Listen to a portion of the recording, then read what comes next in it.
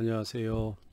자, 산업사회학 이번 주 강의를 시작하도록 하겠습니다. 요전 동영상에서 요 앞 동영상에서 이제 노동시장과 관련된 기본적인 내용을 소개를 해드렸는데 이번 동영상에서는 노동시장 이해를 하기 위해서는 우리가 이제 결국 노동시장이라고 하는 게 고용 및 일자리와 관련된 거잖아요. 그래서 고용 및 일자리와 관련된 현상을 이해하려면 그 관련된 개념과 통계를 제대로 볼 수가 있어야 됩니다. 그러니까 자료를 제대로 읽을 수가 있어야 되는데 이 고용 및 일자리와 관련된 개념이나 통계라고 하는 게 우리가 일반적으로 생각하는 거하고는 약간 다른 측면이 있어요. 그래서 오늘은 그 관련된 주된 개념하고 그 개념을 토대로 해서 우리가 이 고용 및 일자리 관련된 자료를 어떻게 읽을 수 있느냐, 이걸 가지고 간단하게 말씀을 드리도록 하겠습니다. 자, 여기 이제 보시면 제가 이제 자료로 통계청에서 경제활동 인구 조사를 한 결과를 가지고 그 경제활동 인구 중에서 이제 이 취업자와 실업자와 관련된 이 노동시장에 관련된 어떤 통계나 이제 그 조사 내용을 이제 주기적으로 발표를 하고 있는데, 요게 이제 그 자료를 제가 첨부해서 올려드릴 겁니다. 그래서 그 자료를 보시면 여러분들이 대부분은 읽는데 크게 문제가 없을 거예요. 그런데 여러분들이 주의 깊게 좀 보지 않으면 착각을 하거나 잘못 이해할 수 있는 개념들이 좀 있어요. 그래서 여기 그 그림을 보시면 이 경제활동 인구 구조라고 하는 걸 여러분들이 좀 이해를 하셔야 됩니다. 이 경제활동 인구 구조라고 하는 거를 보시면 우리가 경제활동 인구는 기본적으로 여기 저 펜이 좀 이상하네요. 네.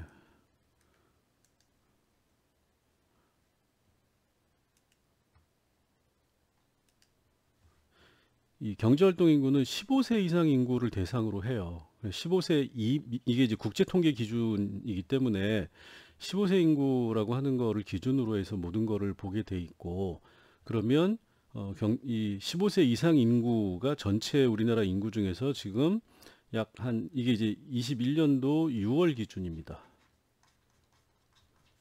4,500만 정도가 15세 이상 인구예요. 그러면 이 중에서 이제 우리가 뭘 나누냐면 경제활동 인구라고 하는 거를 나누고, 그리고 경제활동 인구가 아닌 나머지를 우리가 비경제활동 인구라고 구분을 합니다. 자, 그러면 경제활동 인구는 2021년 6월 이제 기준으로 해가지고 약 2,873만 명이고, 그 다음에 비경제활동 인구는 여기 이제 나머지인 1,633만 명이에요. 자, 그러면 우리가 고용하고 이 일자리 관련해서 주로 얘기하는 게 뭐냐면, 첫 번째로는 이제 경제활동 인구를 주로 얘기를 해요. 경제활동 인구를 얘기를 하고, 그 다음에 이제 이 경제활동 인구에 해당되지 않는 이 비경제활동 인구라고 하는 거를 얘기를 하는데, 여기에서 이제 이 경제활동 인구를 다시 취업자와 실업자로 구분을 합니다. 자, 그래서 취업자가 지금 몇 명이죠? 2,763만 명, 그 다음에 실업자가 109만 명, 이렇게 이제 되는 거죠. 그리고 이 경제활동 인구 중에 취업자를 기준으로 해서 고용률이라고 하는 거를 우리가 산출을 하고, 그 다음에 경제활동 인구 중에서 실업자라고 하는 거를 기준으로 해서 실업률이라고 하는 거를 산출을 해요. 그럼 여러분들이 뭐 자체를 이해하는 거는 그렇게 어려운 게 없잖아요. 그래서 경제활동 인구라고 하는 거를 계산을 하고, 그 다음에 경제활동 인구 중에서 취업자와 실업자를 구분하고, 이 취업자와 실업자를 기준으로 해서 고용률과 실업률을 우리가 계산해낸다. 그래서 2021년 6월 현재의 고용률은, 그러니까 현재 그 취업을 해 있는 사람들은 약 61.3%고 실업률은 3.8%다. 이제 이렇게 얘기를 하는데, 그냥 요걸 요대로 이해하면 이제 크게 문제가 없을 것 같은데, 경제활동 인구에 해당되는 사람이 그럼 누구고? 자, 이게 뭐냐? 그 다음에 비경제활동 인구에 해당되는 사람은 뭐냐, 이게 분류가 제대로 돼 있느냐, 이 수치를 봤을 때 어떤 문제가 있느냐, 이런 게 이제 사실 중요한 겁니다. 그 다음에 취업자와 실업자라고 하는 거는 아주 우리가 일반적으로 얘기하면 취업해 있는 사람, 실업 상태에 있는 사람을 의미하는 건데, 취업자의 구체적인 정의가 뭐고 실업자의 구체적인 정의가 뭐냐라고 하는 걸 따져보면 이 고용률과 실업률이 이 수치가 나타내주는 거하고 현실하고 다를 수가 있다라는 거예요. 그래서 항상 이게 이제 이 고용률과 실업률과 실제 현실과의 괴리의 문제가 항상 논쟁이 됩니다. 그래서 여러분들이 왜 이런 논쟁이 되는지를 이해해야만, 이 실업률이 우리나라 이렇게 실업이 굉장히 많은 것 같은데 왜 3.8%밖에 안 되지? 선진국은 실업률이 10%가 넘는 나라도 많다는데 그럼 이 나라들보다 우리나라가 더 사정이 좋은 거냐? 뭐 이런 얘기들이 이제 나오는 이유가 바로 이 개념 자체가 실제 현실을 제대로 반영하지 못하는 측면이 있기 때문에 그렇습니다. 자, 그래서 이제 그 얘기를 좀 하려고 하는 거고요. 자, 우선 경제활동 인구라고 하는 거는 특별히 개념상 문제가 없어요. 우선 만 15세, 아까 기본적으로 경제활동 인구는 만 15세를 기준으로 해서 그 이상 인구 중에서 취업자와 실업자를 더한 거다, 이렇게 얘기가 되잖아요.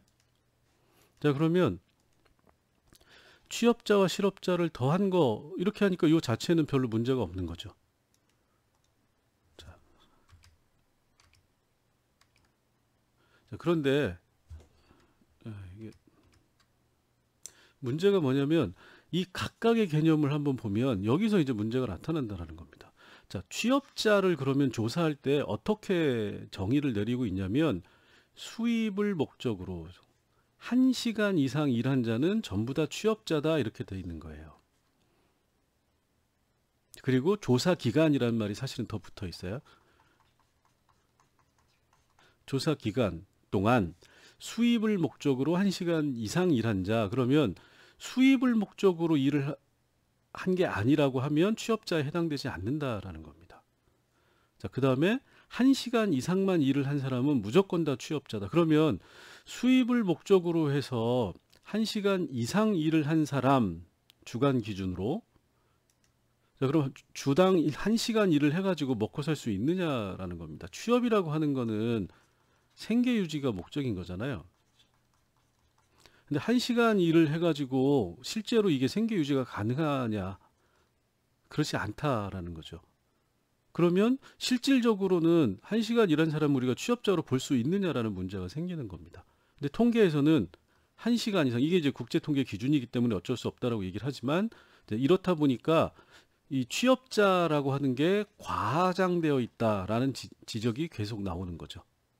그 다음에 두 번째로는 이제 주당 18시간 이상 무급가족 종사자, 뭐 이건 빼고, 그 다음에 일시휴직자, 뭐 일시휴직자는 본인이 사정이 아니라 기업의 사정으로 인해서 일시적으로 휴직을 한 사람이기 때문에 뭐 이 나와 다는 크게 문제가 되지 않아요. 이제 이게 문제가 되는 겁니다. 자, 수입을 목적으로 일을 해야 되고 1시간 이상 일을 한 자에서 특히 이 부분이 문제가 되는 거죠. 제가 그래서 빨간색으로 쳐놨죠. 그 다음에 이제 실업자라고 하는 것도 여기 보시면 수입 있는 일을 하지 않았고, 뭐 이건 당연히 이해가 되시죠? 지난 4주간, 한 달을 기준으로 해서 구직 활동을 한 사람이 실업자입니다. 자, 그럼 달리 얘기하면 여기에서 이제 문제가 되는 게 바로 이 지점이에요. 구직 활동을 하지 않았다라고 본인이 얘기를 하면 실업자가 아니게 되는 겁니다. 자, 그럼 어떤 경우일까요? 조사하는 사람이 찾아와가지고 당신은 지난 4주일 동안 일자리를 찾는 등의 구직 활동을 하신 적이 있습니까? 라고 하면 어떤 사람은 난 구직 활동했는데 일자리를 못 찾았다라고 얘기를 하지만 어떤 사람은 좀 창피하니까 구직 활동 안 했어요. 그냥 쉬고 있어요 라고 얘기를 하는 거죠. 그러면 본인이 구직 활동을 하지 않았다라고 얘기하는 순간 이 사람은 실업자에서 빠지게 된다는 겁니다. 자, 그러니까 어떻게 되죠? 취업자는 과장이 되고 실업자는 조사에서 축소가 되는 경우가 많이 나타난다. 이렇게 되는 거죠. 그래서 우리가 이 체감 고용률이나 체감 실업률은 굉장히 높은데 실제로는 취업자는 굉장히 더 많은 걸로 나타나고 실업자는 더 적은 걸로 나타나는 이런 식의 생각이 들 때가 많이 있는데, 그 이유가 취업자와 실업자를 이 노동시장에서 조사를 할 때 이런 방식으로 구직 활동 여부를 굉장히 중요시 보고, 1시간 이상 일한 자만을 취업자, 1시간 이상 일한 사람을 모두 취업자로 보기 때문에 취업자 수가 과장되고 실업자 수가 축소돼서 조사되는 경향이 굉장히 심하게 나타나고 있다라는 겁니다.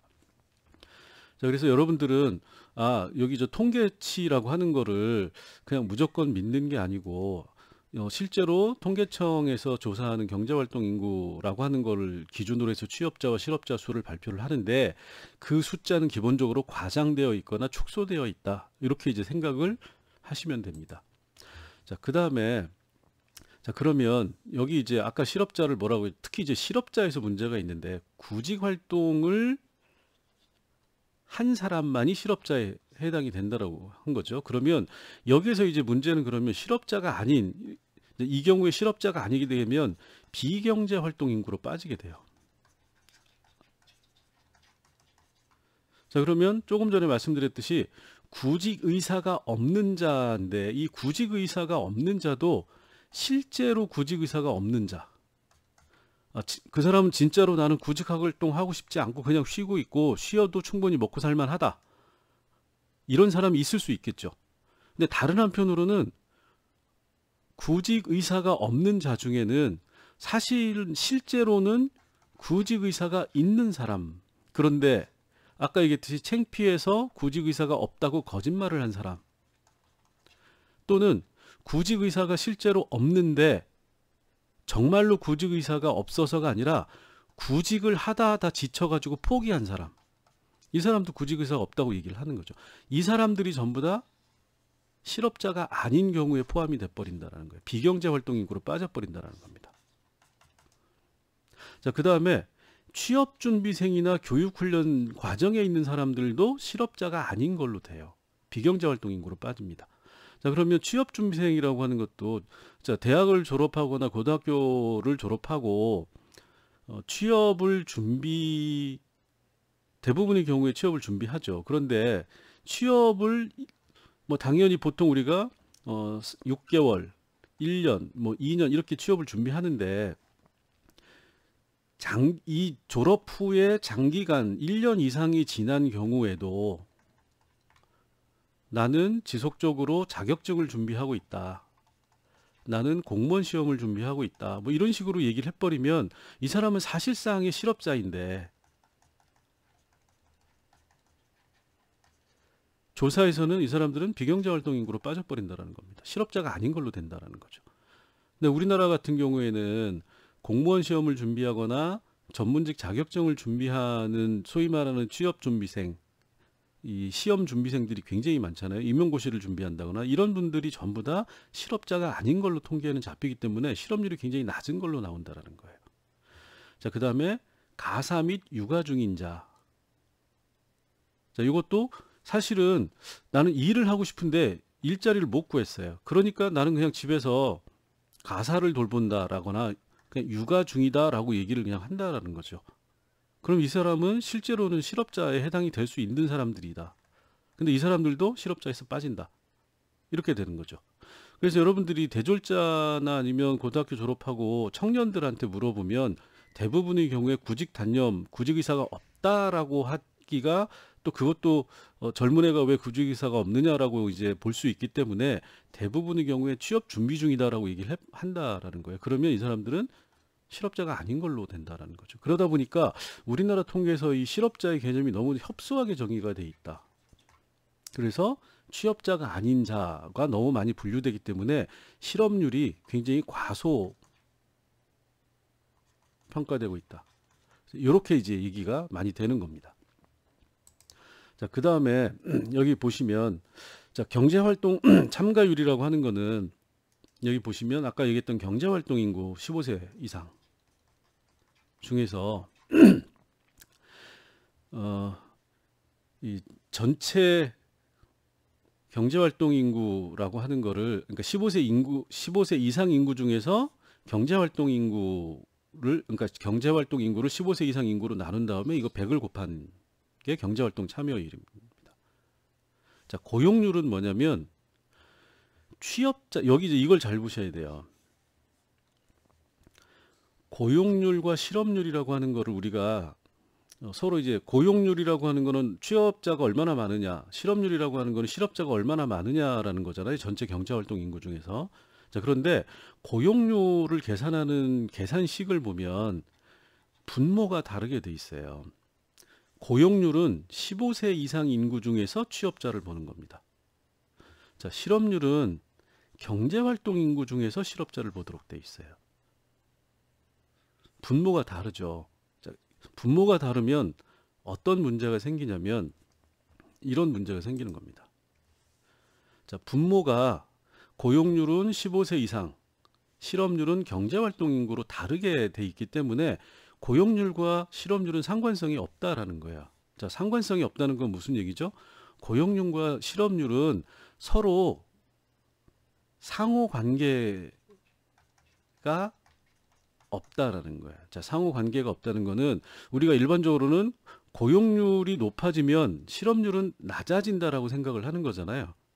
왜? 고용률은 취업자를 얘기하는 거고 실업률은 실업자를 얘기를 하는 거니까 취업자가 많아지면 당연히 실업자가 적어져야 되는 거고 고용률이 낮아지면 당연히 실업률은 올라가야 된다라고 일반적으로 생각을 하죠. 이 가장 많이 하는 착각이 바로 이거다라는 겁니다. 그런데 상관관계가 없다는 거는 고용률이 높아진다고 해서 실업률이 낮아지지 않는다라는 거예요. 반대로 고용률이 낮아진다고 해서 실업률이 올라가지는 않는다라는 겁니다. 서로 다른 개념이기 때문에 고용률과 실업률은 상호관계, 상보적 관계가 아니라 각기 따로 논다라는 겁니다. 자, 그럼 어떻게 되는 거죠?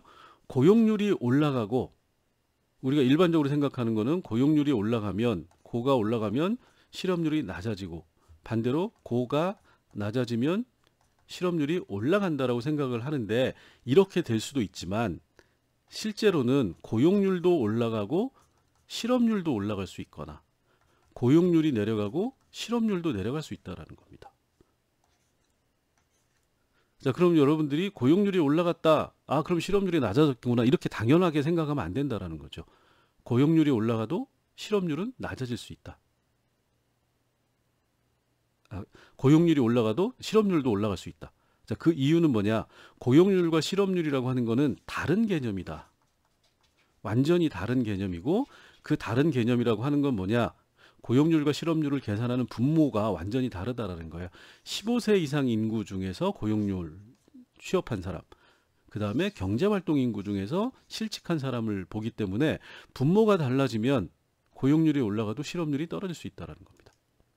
자, 그래서 여러분들이 이 노동시장과 관련해서는 가장 유의해서 신경 써서 봐야 될 게 뭐냐면 항상 고용률과 실업률은 각기 다른 개념으로 두 수치를 모두 봐야 된다. 모두 따로 파악해야 된다. 이게 굉장히 중요한 겁니다. 그 가끔 라디오나 TV 같은 데서 이제 기자나 뭐 이런 사람들이 취재해가지고 얘기를 하는 경우가 많은데 그 경우에도 보면은 이 고용률과 실업률이 같이 올라가는 거를 제대로 설명을 못하는 분들이 있어요. 그 이유는 뭐냐면 제대로 공부를 안 했기 때문에 그렇습니다. 그래서 고용률과 실업률이라고 하는 거를 상식적인 수준에서 서로 상관관계가 높은 개념, 동일한 기준에 의해서 측정된 이 통계치로 보시면 절대 안 되고 서로 상이한 개념으로 이해를 하셔야 됩니다. 자, 그 다음에 그 가끔 이 고용과 일자리와 관련된 통계치를 보다 보면 원계열이라고 하는 오리지널 시리즈라고 하는 원계열이라고 하는 말이 있고 계절 변동 조정 계열이라고 하는 이렇게 두 가지 수치가 같이 제시되는 경우가 많아요. 그래서 이제 이것도 여러분들이 참고로 알아두시면 좋은데 원계열이라고 하는 거는 오리지널이잖아요. 작성된 통계에 아무런 조정이나 조작을 하지 않은 겁니다. 이게 이제 진짜 그대로 조사 그대로. 자, 그런데 이렇게 조사 그대로를 발표하다 보면 사람들이 오해를 하거나 착각을 하는 경우가 있다는 거예요. 자, 그래서 발표하는 게 뭐냐면 통계 이 원 수치에 일정한 조정을 해가지고, 조정이란 말이 들어가죠. 조정을 해서 발표하는 수치, 이게 이제 조정 계열이라고 하는 겁니다. 계열은 시리즈가 되는 거고. 자, 그럼 뭘 조정했느냐? 계절의 변동치를 조정한 거다. 그래서 조정 중에서 일반적으로 많이 그 통계, 이 고용이나 일자리 관련 통계에 등장하는 게 계절 변동 조정이라고 하는 거예요. 계절이라고 하는 건 시즌리. 자, 그러면 뭐냐면 원계열의 통계 수치를 그대로 보여주면 계절 변동 요인이 반영되어 있지 않기 때문에 사람들이 오해할 수 있는 수치가 발생을 한다. 그래서 그거를 통계적으로 조정을 해서 사람들이 보다 더 객관적으로 명확하게 그 수치의 의미를 알 수 있도록 해준다. 그래서 이거는 공인된 조작이다. 이렇게 생각을 하시면 됩니다. 자, 대표적으로 예를 하나 들어 보일게요.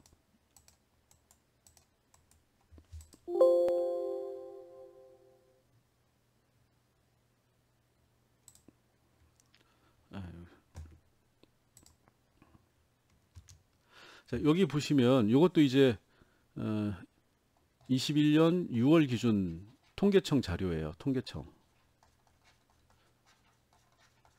통계청 자료에 이렇게 돼 있어요. 취업자 15세 이상 고용률 15세에서 64세, 그러니까 정년퇴직 관련돼서 보통 우리가 이제 정년퇴직은 60세지만 실제로 일부 직종 같은 경우는 65세까지 있기 때문에 65세를 기준으로 해가지고 고용률을 이제 따로 발표를 하죠.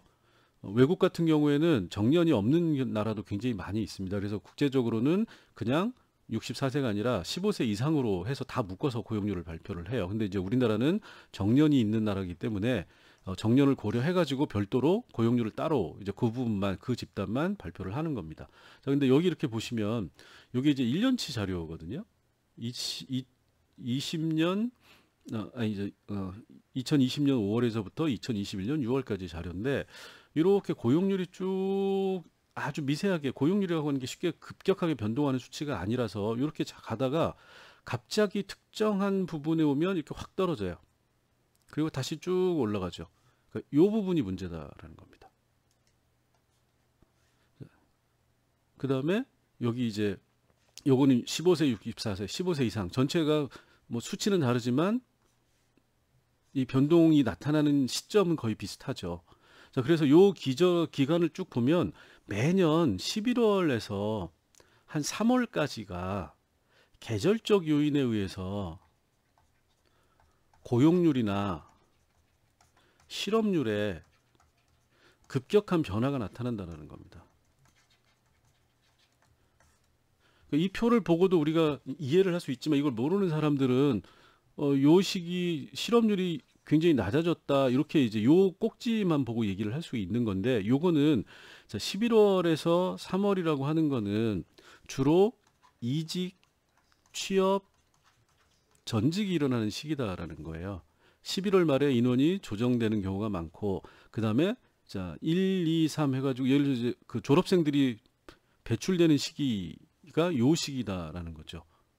그리고 2월, 3월부터 이제 구직자들이 직장을 취업을 하거나 학생들 같은 경우 졸업하고 3월 달부터 직장에 이제 신규로 노동시장에 들어오는 경우가 많기 때문에 계절적으로 요때는 많은 사람들이 당연히 실직자가 되는, 고용률이 줄어드는 시기다라는 겁니다. 자, 그래서 요거를 그대로 얘기하면 전체 평균이라는데 문제가 생기기 때문에 이런 계절적 요인이라고 하는 거를 반영을 해서 통계적으로 조정을 한다라는 거예요. 그게 계절 조정 계열이라고 얘기를 하는 겁니다. 자, 그러면 조정을 하면 어떻게 되느냐? 이렇게 된다라는 거죠. 자, 여기 이제 보시면 이 폭이 많이 줄어들었죠. 기울기가 이렇게 여기 이제 계절적 요인이 나타나긴 하지만 실제 변동은 계절적인 요인을 통계적으로 빼고 이 기간 동안에 실질적인 고용률의 변화가 어떻게 나타나는지 요거를 이제 보이는 겁니다. 자, 그러면 여기서 아까 이제 학생이라든가 졸업하고 취업을 구직 기간이 발생하는 거죠. 구직 기간. 그 다음에 이제 여기 때는 자, 농업 분야는 거의 건설업 이런 특정 이 업종 분야에서는 겨울에는 일을 안 하잖아요. 그러다 보니까 고용률이 그런 구조적인 이유로 줄어드는 기간이 존재하고 이거를 통계적으로 보정을 해서 우리가 계절 조정이라고 하는 통계적 조정을 거쳐서 실업자와 고용률을 추산을 한다라는 겁니다. 그래서 여러분들은 이 일자리와 관련해서 고용률이나 시험률 또는 취업자와 실업자 이런 얘기가 나올 때는 계절 조정치를 보는 게 훨씬 더 일관성이 있다. 그래서 계절 조정 변동 계열이라고 하는 것을 별도로 발표한다. 이렇게 이제 생각을 하시면 됩니다. 그래서 여기 이제 요거를 하면 아까 말씀드렸듯이 겨울철에 주로 11월에서 3월 사이에 실업률이 상승하고 그러니까 즉 취업자가 줄어들고 그 다음에 실업자가 증가한다. 요 기간에는. 그래서 건설 노동자, 농업, 신규 졸업자 이런 문제 때문에 요거를 있어서 계절적 요인을 보여서 통계 수치를 수정한 게 그게 바로 계절 조정 계열이다. 이렇게 이제 이해를 하시면 됩니다. 자, 그다음에 우리가 이제 계절 조정 다음에 또 많이 나오는 얘기가 비임금 근로자, 임금 근로자하고 비임금 근로자를 구분을 하는데 자, 임금 근로자라고 하는 거는 소득을 목적으로 노동을 제공하는 사람들을 임금 근로자라고 얘기를 해요. 그죠? 임금을 받는 사람들은 전부 다 임금 근로자인 겁니다. 자, 그럼 비임금 근로자라고 하는 건 뭐냐? 임금을 목적으로 그다음에 노동력을 제공하는 이게 이제 1이고 두 번째가 노동력을 제공하면 근로자가 되는 거예요. 그러면 임금을 목적으로 하지 않는다. 첫 번째. 임금을 받지 않는다라는 거죠.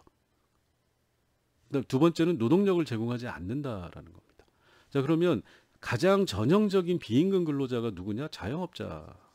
자, 농업 종사자도 사실은 자영업자인 경우가 많죠. 그 다음에 가족노동 종사자는 노동력을 제공하지만 임금을 목적으로 하는 게 아니라 이거는 가족을 돕는다는 거잖아요. 물론 용돈을 받거나 뭐 일정한 보상을 받긴 하지만 이 경우에는 임금 근로자라고 보지 않는다라는 겁니다. 기본적으로. 자, 그래서 비임금 근로자를 얘기하면 가장 대표적으로 얘기하는 게 뭐냐? 자영업자를 얘기하는구나. 이건 이제 숫자가 제일 많기 때문에 우리나라가 자영업자가 한 680만 명 정도 돼요. 숫자가 굉장히 많기 때문에 이 비임금 근로자를 얘기하면 자영업자를 얘기하는구나라고 여러분들은 이해를 하시면 됩니다. 자, 그다음에 자영업자와 관련해서 한계 자영업자라고 하는 말이 또 많이 쓰여요. 한계 자영업자는 자영업자 중에서 소득이 매우 낮아가지고 폐업 위기에 몰린 사람을 한계 자영업자, 그러니까 한계에 다다라 있는 자영업자다. 그래서 이제 이거를 영세 자영업자 하고 보통 이제 비슷한 개념으로 쓰고 있습니다. 한계 자영업자. 그래서 비임금 근로자를 얘기하면 우리가 자영업자로 이해를 하면 되고 자영업자와 관련해서는 가장 문제가 되는 게 한계 자영업자다. 그래서 이 코로나 때문에 자영업자들이 위기에 처했다 그러면 한계 자영업자가 늘어났다. 이렇게 이제 간단히 얘기할 수 있다. 이렇게 이해를 하시면 됩니다. 자, 그다음에 단위 노동 비용이라고 하는 말이 또 많이 나와요. 단위 노동 비용이라고 하는 거는 산출물을 한 단위 생산하는 데 소요되는 노동 비용입니다. 자, 그러면 이건 어떻게 계산을 하느냐? 총 산출량, 총 만들어낸 부가가치라고 하는 거를 총 노동 비용을 산출량으로 나누면 그게 단위 노동 비용이 된다라는 겁니다. 자, 그러면 이 중에서 총 노동 비용이라고 하는 거는 뭐냐? 노동 비용은 시간당 임금, 시급이죠. 그 다음에 당연히 근로자 1인당 평균 근로 시간을 거기다 곱하고 그 다음에 전체 고용량이라고 하는 건 고용된 근로자 수를 얘기를 하는 겁니다. 기업별로. 자, 그러면 전체 근로자 수가 몇 명이냐?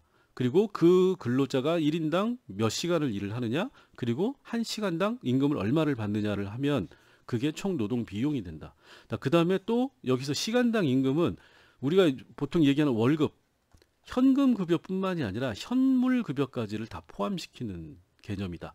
그래서 시간당 임금은 훨씬 더 우리가 아는 임금보다는 넓은 범위의 보상을 얘기하는 거다. 그러면 시간당 임금을 계산하고 계산할 때는 현금과 현물을 다 합쳐서 자, 그다음에 요걸 가지고 다시 시간당 임금을 계산하면 1인당 평균 근로 시간하고 고용량을 곱하면 총 노동 비용이 나오고 자, 그러면 총 노동 비용을 다시 총 산출량이라고 하는 전체 그 생산된 그 매출이나 뭐 이런 걸로 나누면 단위 산출물 1단위 생산에 그 소요되는 노동 비용이 나온다라는 거죠. 이걸 가지고 국제적으로 노동 비용을 비교한다라고 생각을 하시면 됩니다.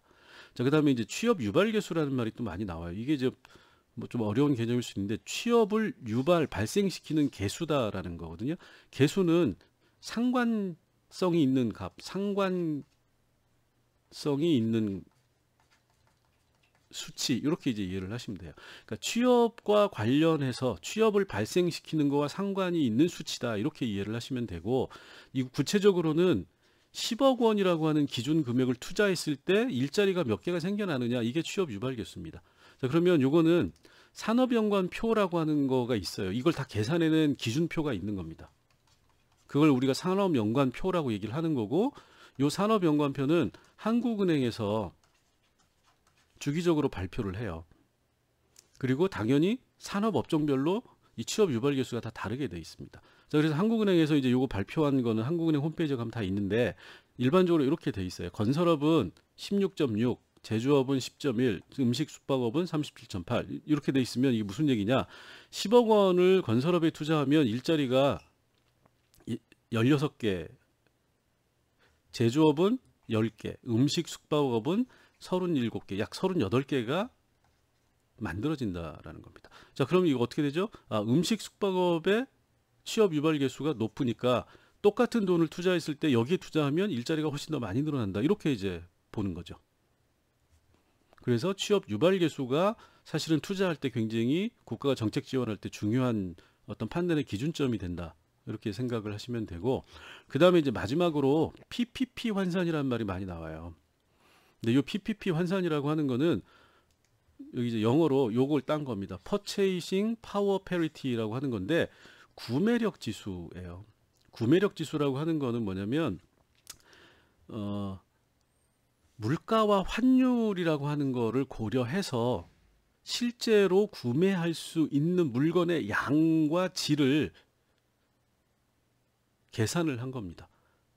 이제 구매력 지수 예를 들어서 GDP 이거 이제 달러 기준이잖아요. 달러로 우리가 이제 원화로 뭐 이제 그 연평균 소득이 있거나 뭐 이렇게 될 텐데 소득 임금 관련해서 임금 자 그러면 보통 우리가 이제 그냥 달러로만 표시를 해요. GDP가 2만 달러다. 자 그러면 이 2만 달러라고 하는 거는 어떻게 보면 이제 형식적인 수치고 실질적인 수치 PPP 환산은 뭐냐면 그 나라의 물가라든가 환율을 고려했을 때 자, 이걸 가지고 실제로 2만 달러로 소고기를 얼마나 구매할 수 있느냐, 맥도날드 햄버거를 몇 개를 살 수 있느냐, 이걸로 집을 어떻게 구매할 수 있느냐, 몇 평을 구매, 이런 거를 따진다라는 거죠. 물가와 환율에 따라서 자, 이 소위 말하는 발전도상국은 물가가 낮잖아요. 그러면 이 나라의 GDP는 만불인데 물가를 고려하면 실제로는 구매력으로 따지면 선진국을 기준으로 했을 때 15,000불에 해당되는 구매력을 가질 수 있다라는 거죠. 선진국은 물가가 높기 때문에. 그래서 일반적으로 국제 비교를 할 때 이 PPP로 환산해서 물가와 환율을 고려해 가지고 이 GDP라고 하는 형식적 수치를 실질적인 내용을 나타내는 수치로 바꾸고 그 다음에 비교를 하는 겁니다. 그러니까 비교값의 기준이라고 생각을 하시면 돼요. 그래서 이런 개념들을 여러분들이 좀 알고 그 다음에 이제 노동시장 고용과 일자리에 관련된 조사치나 통계치나 뭐 개념들을 보시면 아 이래서 이제 이런 게 문제구나라고 하는 거를 아실 수가 있습니다. 그래서 제가 그 통계청 경제활동 인구조사를 기반으로 해가지고 매달 이 고용과 일자리 관련된 수치를 통계청에 발표를 하는데 그거를 여기 지금 이제 설명드렸던 그 2021년 6월 말 기준으로 발표된 자료를 그 보도 자료를 그 게시판에 올려놓도록 할게요. 그러니까 여러분들이 그거를 한번 보시고 자, 요거를 듣고 그다음에 그거를 보면서 아, 이 수치가 어떤 걸 의미하는지 요런 거를 한번 생각해 보시기 바랍니다. 자, 수고하셨습니다.